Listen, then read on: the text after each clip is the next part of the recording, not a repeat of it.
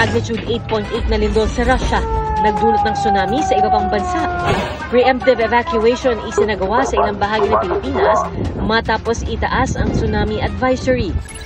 Bungo at ilang buto na recover mula sa Taal Lake ayon sa Justice Secretary. Lalaki ng hold-up sa estudyante, nakipaghabulan at nakipagbarilan sa mga polis. Punerarya sa Maynila na walang permit ipinasara. Kongresistang nag-viral matapos makunang nanonood ng sabong sa cellphone sa gitna ng sesyon, iginiit na di raw siya nag-iisabong noon. At bagong tambalan, David Licauco at Jillian Ward magsasama sa isang serye.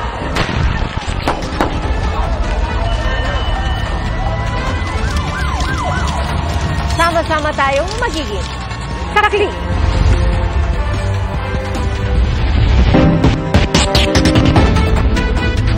Sa pagpapatuloy ng paghahanap para sa mga nawawalang sabongero, susuriin ang DNA sample mula sa bungo ng tao na na-recover sa Taal Lake.